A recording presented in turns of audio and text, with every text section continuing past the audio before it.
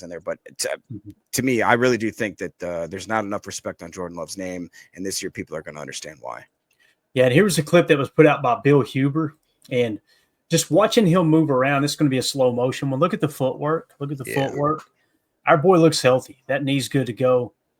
And again, just an absolute dime piece right there into the net. Bang. I love the casual duck by the coach. Like, all right. And they have them standing there too, so they're in the throwing lane, right? Right, That's another thing they do. But again, let's watch it from the beginning. Just watch the feet. Watch the feet. Clean footwork, square up, step into the throw. I love his overhand too, man. You notice the way he throws. He could change arm angles, but his overhand delivery is just, I mean, it looks flawless right now in camp. And it's camp. It's different when you got a bunch of hog mollies running at you, right? Hey, can I ask you a question? Because obviously you would know this being a baseball guy. So I remember I randomly had this one coach, and I was just over hearing. I used to play fullback too, so I was listening to the quarterback's coach talking to my quarterback, and he was talking about how when a baseball throws, they want that hand to go across their body, whereas with a football throw, they want it to almost go completely over the right side. If they're a right-hand thrower, they want it to completely go underneath or basically skimming that right hip. Is that something you've ever heard of? Or everybody teaches it a little bit different. The big difference between throwing a baseball, it depends on if you're in the field or if you're actually pitching. I feel like you're probably referring to pitching. With pitching, yes, you want to follow through, drive off your plant leg, and come all the way across the body. What we would say ear to hip. Your hand should go from your ear down to your hip, your opposite hip. With Jordan or with any quarterback, it's kind of like throwing a slider in baseball. When you throw a slider, your arm angle has to come sideways to get the spin, right? So the big thing is index finger on the ball, just a good square base. Watch his base, and this is what this drill is designed to do.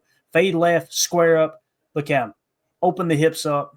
Yeah, it's perfect. So yeah, I think everybody probably teaches a little bit different. And there's a reason. I always tell people this too, especially I was working with my niece the other day in the front yard. She's playing softball. Let me tell you, she's gonna be a damn baller, dude.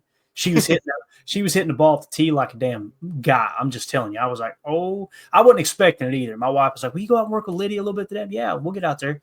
Watch her hit on a tee. I was like, oh, let's go. So, the first thing I tell people, especially when it came to baseball, is the worst thing you can do as a coach is just get a kid and completely change their swing. Yeah. Right. There's a reason Steve Young's throwing motion looked different than Brett Favre. There's Phillip Rivers.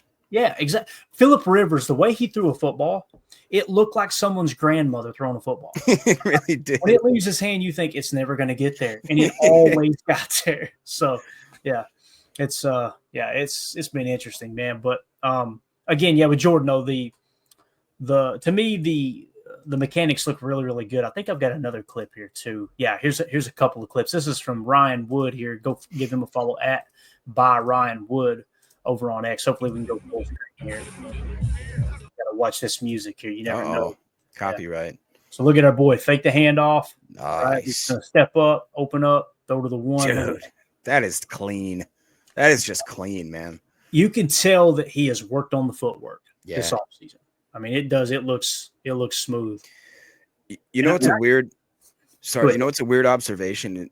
Right now, it feels like he has better control on his lower body. And if you guys remember, towards the end of Rodgers' career, into that 2019 to 2020 season, into the 2021, which I believe he had, wasn't that the back-to-back MVPs again, where he talks about how he put more emphasis on his lower body. He squatted more. He understood that that's where the torque, that's where the mass amount of power from his throws was generating from his lower body. And don't get me wrong, Aaron Rodgers made a career out of throwing backhanded off the back foot, twisting around, not even with any plant foot, whatever the case may be. He was that type of gunslinger. But as he gets older, he had to realize that you have to have that full range of motion to really get that gunslinger in there. And it's nice that Jordan has probably understood that, hey, while I do have that natural arm strength, if I really want to be a pinpoint accurate quarterback, I have to be able to put my feet in the ground, lock in, have a great delivery. And right now, and also I love that play fake, dude. He just looks like he's really, really ready to go, man. Yeah, definitely. Let's see. I think we got another shot here. Get that music out of there. Yeah, I think this is him. This may be, this should be J Love again. Let's see what this one is now. Another play fake. Yeah. So that's just kind of throwing. Now you can see right there, right? You could see Coach Lynn will tell you, I'm sure in the chat, mechanics aren't perfect there. See how he kind of jump to open up the hip rather than stay square, stay grounded, let that thing rip. But when you got the arm talent he's got, man, and Do you again, call that a crow step? Is that what they used to call it? Like a little crow hop. Yeah. To me, it looks a little bit in between what Jordan or what Aaron would do. Aaron would just kind of twist his hips, and that's what he talked about, generating power from the ground. Yeah. Right. Watch him kind of see how he kind of opens his hips up to throw there. It's still, and again, when you got elite arm talent, you can do that type of stuff. And that was the big thing that Greg Cosell said about Jordan Love was like, listen, the kid has elite. This is Greg Cosell. This ain't Clayton talking. The kid has elite arm talent. The question is he going to be the same player week in and week out, day in and day out, when things don't go his way? Is he going to be the same quarterback going into the facility every day and working on the fine details? Because he's got the arm, and you see it, man. I mean, it looks so effortless, you know? Right. Yeah. I agree.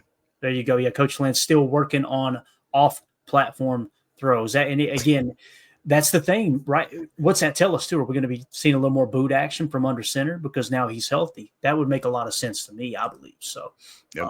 yeah. All right, let's move it along here. Up next, this was pretty cool. Mike Spofford, he's been crushing it in camp with the updates. Make sure you guys are following him at Mike Spofford. Double play action from Love, then quickly sets his feet and fires to Golden on the crosser. Well executed. So Matthew Golden, and I think I've got a clip here. I just wanted to mention that was during team, and I'm kind of bouncing in and out of team here, and then we're going to show some individual drills as well. But Matthew Golden, Jacob, he keeps popping, dude. Like, everybody's talking about it. Anybody who's attending practice is like, yeah, this kid don't look like a rookie. He does not look like a rookie. Look at the back shoulder fade and then grab it off the inside. Yep. And the big thing that we've seen on the college tape for Matthew Golden is the strong hands, catch point. Like, he's he never panics when the ball's in the air. Does that not look like a throw that we would have thrown to Romeo Doubs a couple years ago? So it makes me wonder. I know he's going to be Z most of the time, that speed Z. And I'm not saying we should put Romeo Doubs on the bench. Romeo Doubs might be our best receiver. That could be the case. But when you see catches like that, why not slide him into the X when Rome isn't on the field, you know? Absolutely. And I mean, you can't argue with the way that he's came in and splashed. It's honestly, I'll be completely honest. I've said it before, but I had no real high hopes for him. I really didn't. I didn't see it on tape. And it's just because I think I didn't want to. It was one of those guys. I've talked to you guys about how I'm always rooting for the underdogs. I didn't think he was going to reach to us in that draft. I did not think that Matthew Golden would be available. So I really didn't do a lot of tape. I didn't do a lot of research.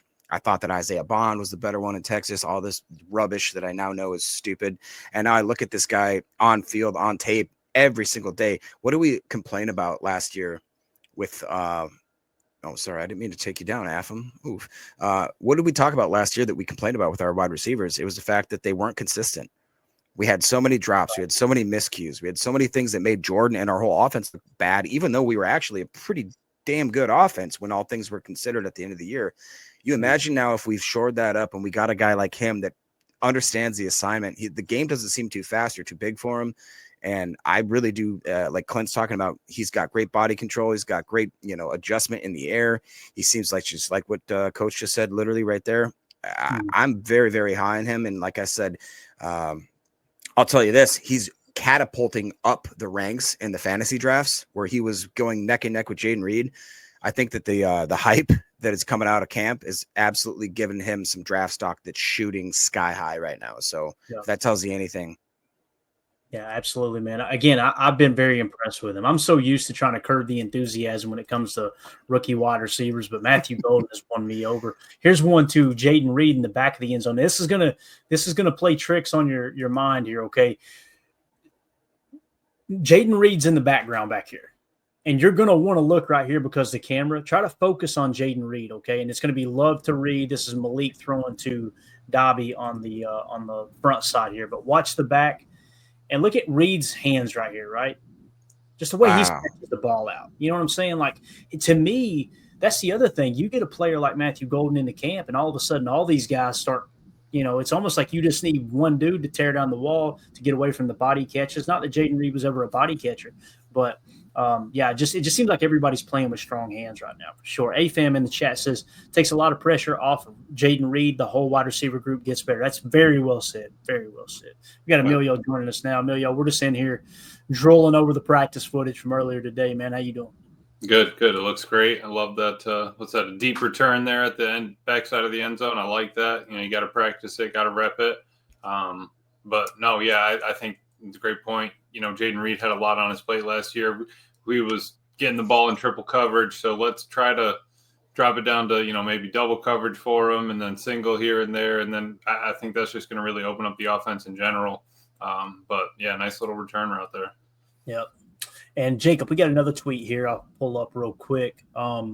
It was from Mike Spofford, and it was about Jaden Reed. I want to get your take on Reed and what we might be looking to expect this year. Reed makes a circus catch in traffic, grabbing the deflected pass as he's falling to the ground, gets a big cheer from the Nitschke Field crowd for that one. We've seen it all year last year with Jaden Reed. It's a few loud, whiny fans on X, on Twitter, on all social media made it sound as if Jaden Reed was just a horrible wide receiver. You can't be a bad wide receiver and finish with the highest passer rating when targeted amongst receivers in the league. Like it was unbelievable, his stats. How many times did we see him go and make a catch contested?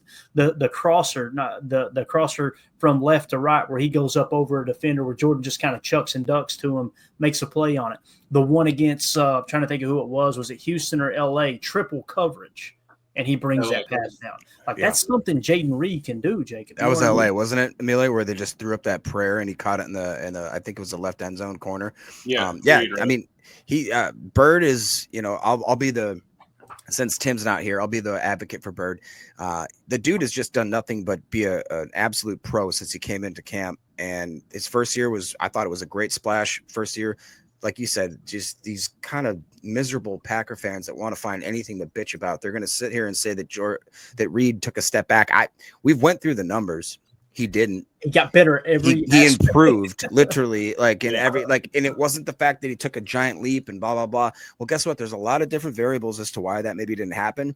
With all the variables, with Love being hurt, with his knee, with the foot, with the groin, with everything that happened through the season, the fact that we had such a wide receiver room, he still improved in almost every statistical category that he could. I really do feel like as well coming into this next year, we went through the propagated BS drama that was it Adam or what am I trying to say?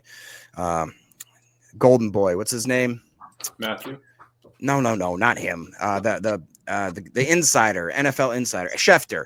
Oh. He tried to create that drama, absolutely, and I was really proud of the way that Jaden Reed just kind of stomped that out, like it was a fire getting out of control. He just said no, and it was, if I remember correctly, because it's a little fuzzy, I believe it was just basically a conversation with the new agent to him, like just saying like here we are kind of thing. It just really solidified the fact that he understands what it is to be a Packer. He doesn't let the media convince him to start saying stupid stuff and try to be like, look at what's going on with Micah Parsons, with Trey Henderson, with all these guys. Insert Terry McLaurin, any kind of wide receiver that's here that's just kind of not necessarily making the team better. They're trying to make themselves and their contract better. That's not what Reed did. It's not what he does. It's not what I think he's going to do. He's just been in, keeping his head down, understands that, yeah, Goody saw that, that wide receiver room wasn't up to snuff last year. It really wasn't. We had too many drops. We had too many miscues. So what did they do? They went and got Savion and Matthew Golden in the first round. And, I think that a guy like Reed, he's not going to be huffing and puffing. He's going to come back to camp and he's going to say, all right, I'll show you why I need to be number one. Exactly, Jacob. And to that, he was the one that called the meeting at the lockers, right? So he was the one that said, hey, boys, we need to square this away ASAP. Like there's not even time for, Monday to roll around. The coaches need to get through the film. No, we need to figure it out now. Absolutely love that. He just brings that mentality and take a little off his plate so that you can, give him more. And I think that's obviously what, we're trying to shoot for, what we can go after. But I do think that, Matt's going to be able to keep scheming these guys open. I think if we get all of our talent out there, we're going to be in great shape. Yeah, and it's funny, too. We're sitting here talking about Matthew Golden. We're talking about Jaden Reed. We haven't even hardly mentioned Romeo Dobbs. Watch Romeo right here at the forefront, okay? Look at this little route right here. They're going to go slow motion with it, too. Look at his foot. Look at his coach. Oh, I got him. Oh, no. And look, slipped. And notice as he's grabbing his balance, watch his head. When he players are going to slip. It's going to happen. He slips and watch his head. As soon as he slips, watch him get the head up. Look, like he's preparing for the catch, even though he's trying to get his. I love that he still sold it with like his head going. I mean, he's digging that route. Absolutely. No, I'm going. This is an out route. This isn't whip. This is a whip. Yep. What would you call that, Emilio? Would you call that a pivot or a whip or both? I call that one a whip. The other one was a return, I would say. But it could be a pivot. Coach. I guess you tell me which one would you rather say? If it's coming in, is it maybe a pivot and then a whip's going out? And I've heard it said whip in, pivot out, right? And look, here's Coach Lynn, nut route. I'm telling you, everybody calls it something different, right? So we've always said, whip in, pivot out. But see, that's what I'm saying. And Coach right here, whip is out, and then his nut route. I mean, hey, whatever works for you, as long as everyone knows. Inside. It's hilarious, man. So again, that's why it's important to get the terminology down to the current coaching staff and this and that. So yeah, it's just and I try not to get too caught up into all those details. We could just all, you know what I mean? Like, hey, if you call it this, I call it that. As long as you specify this is a whip in or a pivot out or a pivot in or a whip out. As long as everybody on the team knows. Because, I mean, you could be calling it out there, on the field, and it's like, hey, these guys are thinking it's out. I honestly think that coach is Jacob when it's like 3 o'clock, 2:59, 3 o'clock, and everybody starts heading towards the lunchroom, for dinner, and it's like, lost them. Yeah. AFAM's not even listening to what we're saying. He's just watching Malik Willis back there throw. He said he looks like Joe Montana back there. Look at this. Look at that. I am excited to see a little Malik Willis in the preseason. And I want to ask you guys that real quick. We'll just let this roll in the background because it's so beautiful. Obviously, family night tomorrow night's going to be all over the joint, right? I never know what they're going to do. I don't think they ever know what they're going to do until they get there. Now, with that being said, preseason, how do you think this is going to shake out? Does Jordan Love play in the preseason, Jacob? Does he play at all? Do you wait till the last game of preseason? Do you get his time in early? And then let's start with that question. Do you think he's going to play? Yes or no? I don't think he will play. I would think that they're going to use the team scrimmages. Thank you, Patrick Bloom with the super chat says, "Whip it good." Yeah. Have you guys ever seen the campaign? No. What's the campaign? You haven't seen the campaign with Will Ferrell and Zach Galifianakis? Oh, that sounds great. Oh yes. No, I have. Yeah, I have. Yeah. All right. Is it whip real hard? It's a quote. You got to watch it. I honestly hope they don't play him, and I hate saying that, but I want him to get the most out of the scrimmages or the inter team practices. I just don't want to go into another season. I mean, I'm just so gun shy now with. I really didn't enjoy the fact that we went to Brazil for the first game. I just thought that was just an absolute. I haven't talked about how much I hated that. Like, I don't think I did. And we went there, and what happened? The field was in crap shape, and Jordan basically screwed his whole season for that. And great, we got a bunch of guys in Brazil that now wear green and gold that already did. I don't want to do that anymore. I don't want to pander to any more of these kind of like, well, we need ratings in the preseason or whatever the case may be. If he needs to play, Matt LaFleur will play him. If he doesn't need to play, if he thinks that he's good, don't do it. Don't risk it. We're past the days of old where like you play your quarterback on the third preseason for a quarter and then the fourth preseason for 3 snaps. And, it's just whatever you think that we need to do, let's do. Apparently last night, the Chargers did have a lot of their offensive starters in that first series, only for a few plays. They even had like their star Omarion Hampton went out and had a couple, honestly, really great runs. And I will say this, Isaac Tesla, everyone kind of scoffed at me. Everybody kind of scoffed at me. I'm telling you, that white boy is going to be something in this league. All right. Anytime you have to specify someone and say they're a good player, I'm just saying, Jacob, it sounds like a little premeditated. We got a chance. My take on J Love playing, I would say one drive the first game, maybe a quarter for the second. I'd be cool with that. And then maybe a half for the third. But you still want to get half.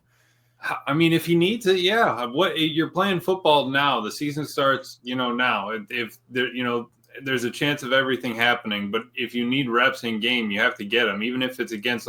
You need to get different looks, like Matt was talking about. Just seeing the defense ran something different, right, and then it put everybody into a teaching lesson. I think some of that's got to get on the tape. What about the fact, though, that our defense seems to be so clearly ahead of our offense? And I'm not saying that as just being like, a homer type guy. I'm saying that it sounds like the defense is firing at all cylinders. I don't know if we can get into it later, but Emilio, did you get a chance to listen to Zier Stackhouse's press conference today? Come on, dude.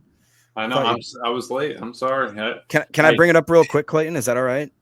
Yeah, well, actually, let's wait till we get to the defensive side. If you don't care. Okay. I'm excited about it. We're going to do that next. I promise. What I would say really fast to that, Jacob, would be but the defense is supposed to be winning right now in early, preseason. The defense has to be winning that, and for the defense, you're also not tackling the offensive guys to the ground. So you're, I think it was Mike that you listened to, but Spocker was saying. Can't even do the stiff arms. Right, yeah, you can't do the stiff arms. If you're punching out the football, you're only focused on punching out. You don't have to focus on wrapping up right now. So you're losing a little bit there. But no, that would be it.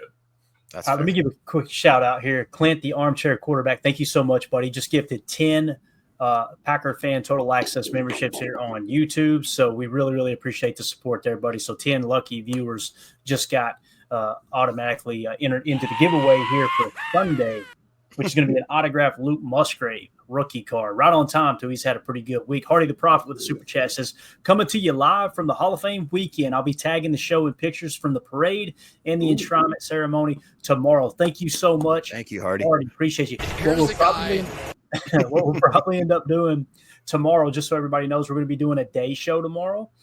Because I'm going to be at Bristol Motor Speedway tomorrow night. Now, if the guys want to do a show, I can set it up, and you guys can do a live stream during family night. I'm good with that. I'm going to leave it up to you guys, and we'll decide after the show tonight. But Hardy, we look forward to getting those clips, man, and we'll definitely show them on the program here. We really, really appreciate you, man. And also a shout out to Patrick, who just gifted 1 Packer fan total access membership. Thank y'all for keeping the lights on around this silly little show here. Y'all are awesome. So just want to show, this is a quick clip. Tight ends working on footwork, the toe drag swag here, if you will, right? And Luke Musgrave, guys, he's starting to heat up a little bit, they're saying, right? So I'm excited to see him. Now, the question is, back to what we were talking about with preseason, the reason I was asking about J-Love, what about some of these other players, man? You know what I mean? Like your Tucker Crafts, your Luke Musgraves. Do you feel like Luke Musgraves should get significant playing time in the preseason, knowing that he's kind of gotten banged up in the past? Because that's kind of a tough sell for me right there, man. It is. I personally would like to kind of put the bubble wrap around him just to give him a fighting chance. To him, I kind of look at 2 players right now that, people talk about Christian Watson being AKA Mr. Glass. I hate that. I will fight back on that with my every being. And if you wanted to pull that moniker and throw it on someone, I think it'd definitely be more like a Marshawn Lloyd / Luke Musgrave right now. And don't get me wrong, both those guys have went through terrible injuries. Like Luke Musgrave played with a lacerated kidney, if I'm not mistaken, and finished the game, and then went through a bunch of, other kind of minor tweaks and injuries. And obviously the same thing with Marshawn Lloyd, but with Musgrave specifically, I remember, wasn't he taken in the second and then Kraft was the third, if I'm not mistaken, right? That's right. Musgrave was second. Kraft was third. I had real high hopes. That was such a really high talent tight end draft that I never in a million years thought. I think that was the most shocking thing I've ever seen, that we went 2 tight ends back to back, the second and the third round. I remember and I was a big Tucker Kraft guy. So when we got Kraft, that was when my fandom of him started. But I really thought that Musgrave was going to absolutely be a speed demon, more kind of like along the lines of like a Dalton Kincaid that they have in Buffalo, which also he hasn't came to fruition whatsoever. But I just think that Musgrave has every single intangible and tool and skill set to be that freak kind of split out tight end. And if he is healthy, it's just another guy. Like, who are you going to guard on this offense, guys? Who are you going to try to pinpoint? There is just too many weapons. It's simply too good. You got anything else on the tight ends there, Emilio? You good, man? Yeah, I mean, I wouldn't be opposed to playing Musgrave for a little bit. Just get his feet wet, get a couple reps in there. He wants to work on his blocking. Let's get him out there in a couple of those. Where you got to reach, maybe put him in that flyer. Matt was saying he's using him a lot in that spot. So just a few reps, I guess, if we're worried about the injury. But I feel like he's a gritty kind of guy. Even